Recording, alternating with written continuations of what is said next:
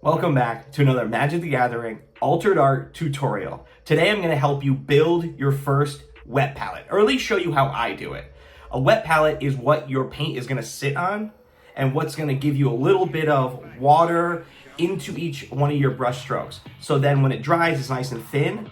It's a little bit translucent, so you could add up a couple different layers, but because we're using golden heavy body, you're not gonna have to put too many layers on there. It's what I've used for years and it's been working great for me. Now this is how you build it. It's going to have 4 parts. Sounds daunting, but on Amazon all things are possible. I have this lid that came with my water. So the lid's supposed to go on the water, something like that. I use it as my, paint reservoir. So I have this hard plastic piece. You're gonna get yourself a hard plastic piece, whatever it is. This one actually needs to be replaced. It's a little wobbly. You want it nice and flat. The next thing you're gonna do is cut a sponge. I have these thin sponges I found on Amazon. Cut a sponge, put it right in there. See, it's perfectly in there with a sponge. Then you're gonna find an old t-shirt. I don't know why, but this is what was taught to me, so that's why I do it. I have this old t-shirt here, and I put that one on top of the sponge. Again, cut to fully fit in perfectly. Now you're gonna make that t-shirt look really, really pretty and lay flat. Everything lays flat. You are then going to, I just have my water reservoir here.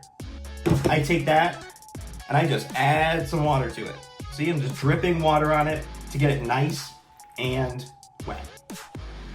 What this is gonna do is wet the entire thing. That sponge below it should be very saturated with water, and then the t-shirt on top of that should be nice and damp as well. I'm gonna keep doing that and then waiting a little bit. I put a good amount of water on there, just with my hands. I mean, I don't know if that's the correct thing, but it's a ritual that's gotten me into, okay, it's time to paint for many years now, that it just works really well. And this is what you want, something nice and wet, nice and damp. If it's too wet, you just wring it out. Just get all the water out back into your reservoir. The amount of wetness on there will be a trial and error. For me, I like it to where it's like super soaked.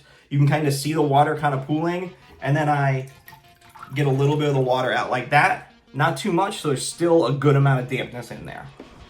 Then I'll show you in the next shot exactly how to fix the rest of it, make it look really pretty. All right, these are the 3 things you're gonna need to finish your wet palette. You have your wet palette, see it's nice and soaked, it's damp.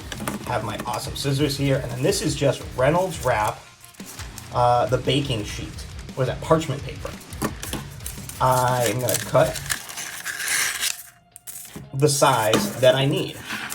And I'm going to fit this as my 4th layer into here. Now for me, I like it to be kind of wall to wall, but if it's a little too thick, that's fine. But I just find that gives it too much of like it bunches up too much. That looks pretty good.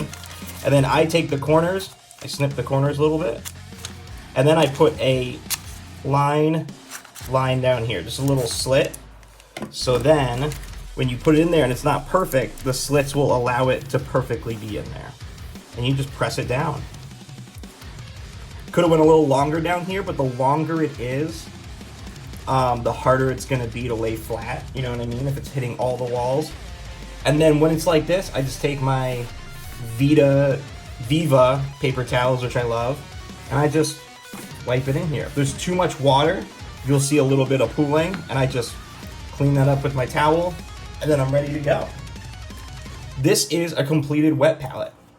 So now I take my Golden Heavy, and I put a little bit down like that, and this is going to now stay wet, fresh, ready to go for way longer than if you were just using a piece of glass or anything else that you would use as a palette.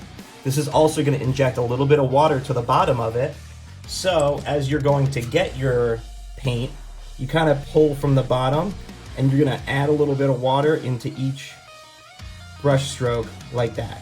And as you're painting, you can feel how much water is on each one. So if you want just pure white, you can go through the top and you got like the most opaque, great white. Or if you want a little bit of like soupiness and translucent, you wipe it on the wet palette. And then for mixing, you're adding a little bit of water into each of your mixes, into each of your combinations, which is going to help them mix way better, way faster. Thank you for watching another tutorial. This is how to make a wet palette, and I hope you make yours yourself, and then you put it in the comments and we talk about wet palettes. Thank you. Goodbye.